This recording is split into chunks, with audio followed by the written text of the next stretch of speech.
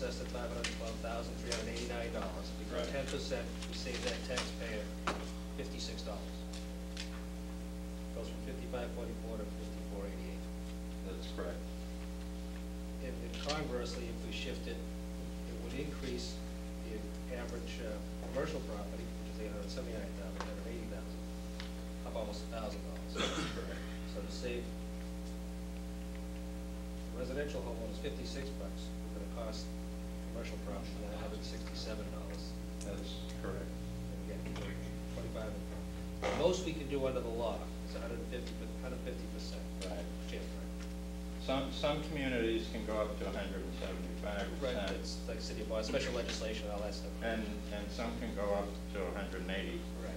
Right. Not us. So. The most we can do is 150%. So the most we could save anybody on the average home is $333. About that, yes. And if we were to do that, it would cost commercial property owner $4,786 more. That's correct. Because we're not going to go 150%. What you're doing is you're increasing the tax rate for the commercial properties by 50%.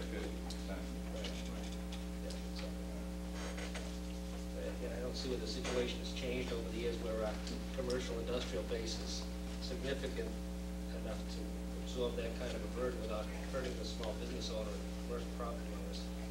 And the benefit to the residential homeowner is minimum $56.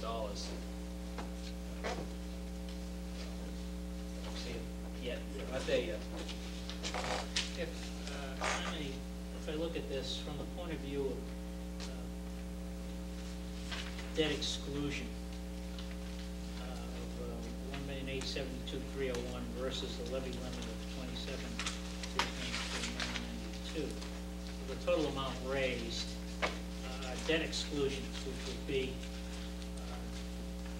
any projects that we've done a debt override on, is 6.9% of the total tax bill. So that's where we are. I think we need to keep that in mind as we move into this budgeting process. Now,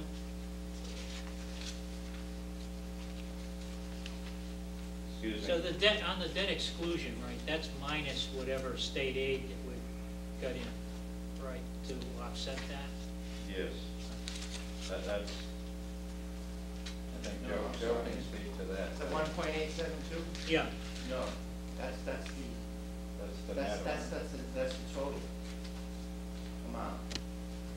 What do you mean by total? That's what's excluded from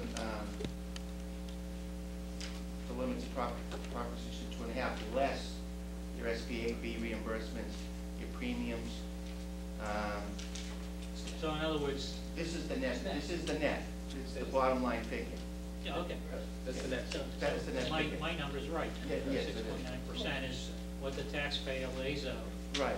That percentage of his tax bill, his or her tax bill, related to our overrides, which are funding currently school, police station, and whatever else we put under a debt override. Unless we're, I just want to reiterate that, I think that, when people do talk about this, split rate, business side, North Reading is relatively unique in that most of the commercial property is small businesses. Many of them are North Reading residents, and I think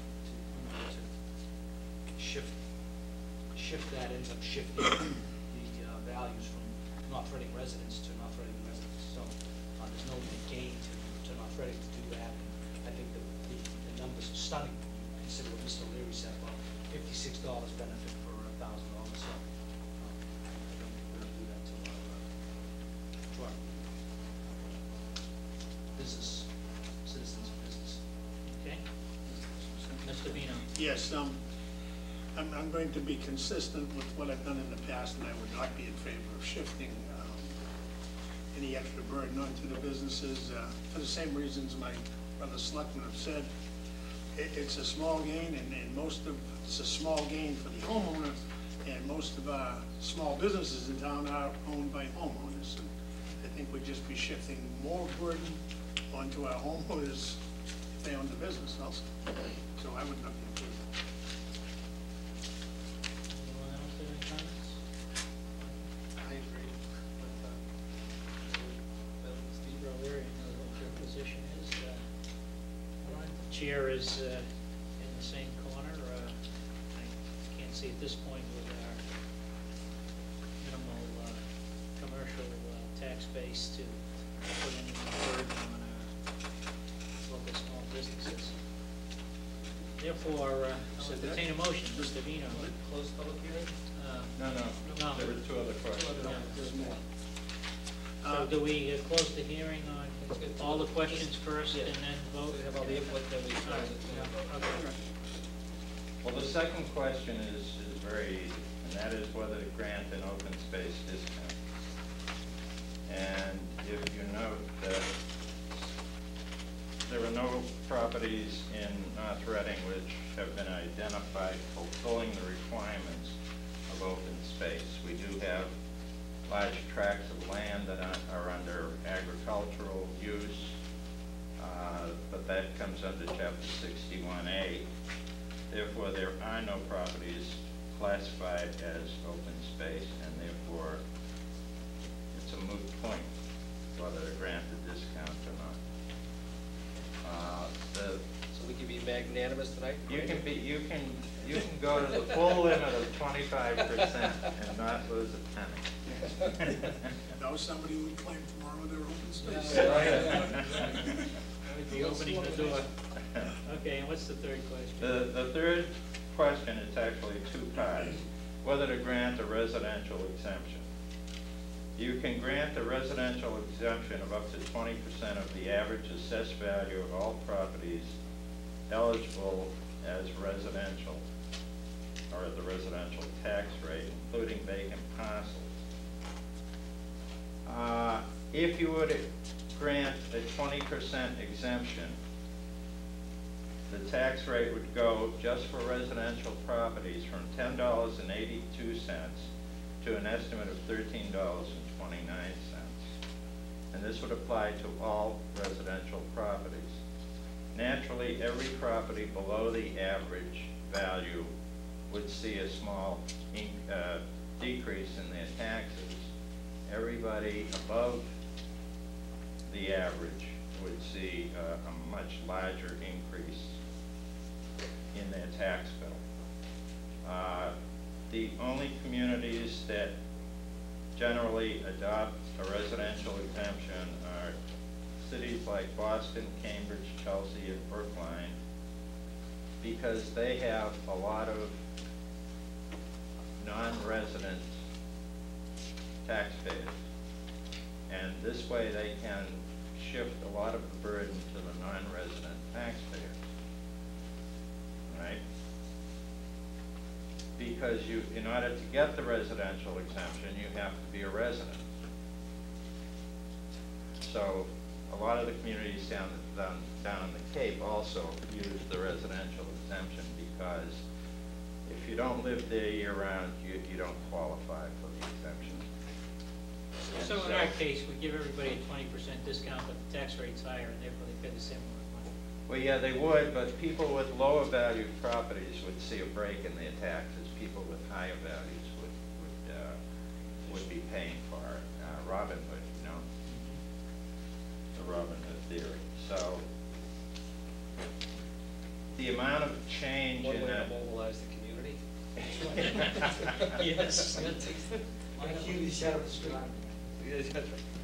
I know Bob's up for re-election, and Joe. They can flip a coin as he wants to be the sheriff.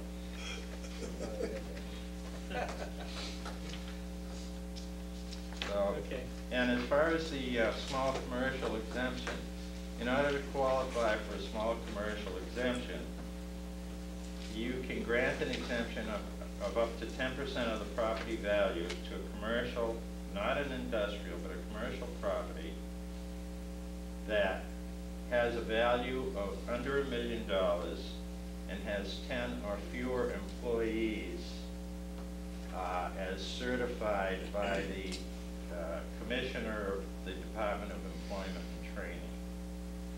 In other words, if you have a mom and pop store where they don't report to the Commissioner of Employment and Training, property value is under $1 million, and obviously, you know, it's popping the 2 kids, but they don't report to Employment and Training because they're not paying insurance for them, what have you, they don't qualify, because it has to be certified by the Department of Employment and Training.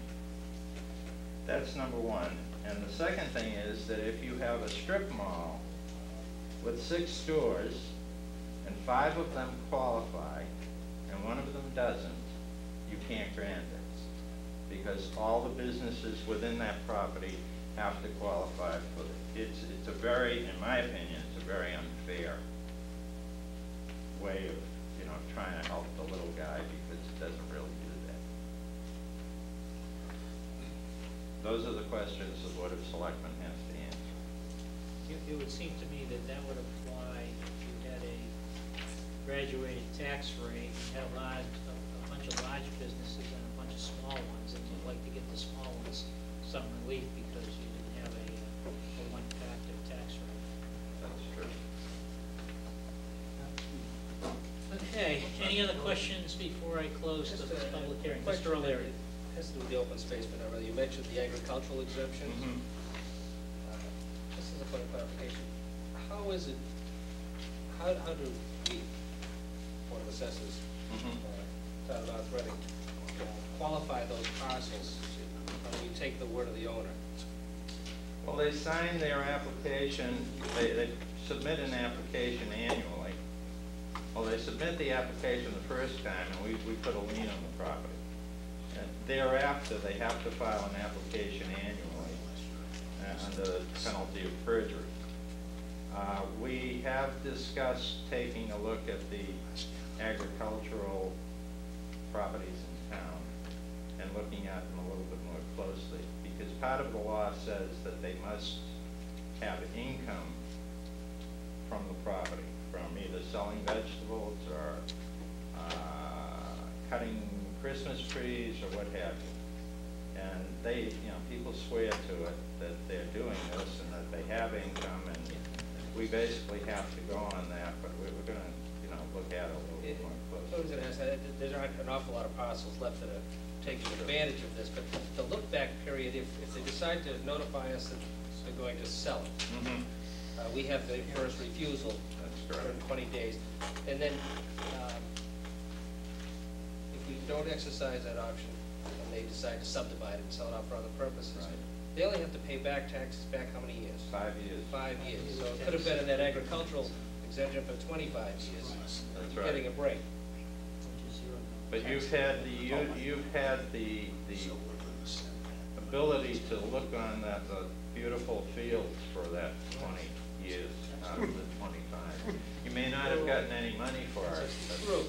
But, you know, But you're talking about following up on this, and talking about following up on this. I think Just following up to make sure that they are selling. I think we should look into it before they get to the point of selling it, and maybe go after them if they haven't been deriving any income from those particular parcels, because, you know, I just have a feeling that there are people out there who are utilizing that particular exemption to curtail paying real estate taxes on property that they should be paying just like everybody else, to the land value. So that I think the burden should be on the landowners to prove to the community that they are deriving income, through an income tax return or some other fashion, prove that they're doing it. And We'll discuss that. I think it should be looked at sooner rather than later. Thank you. Mr. Chairman, Joe has a comment, I think.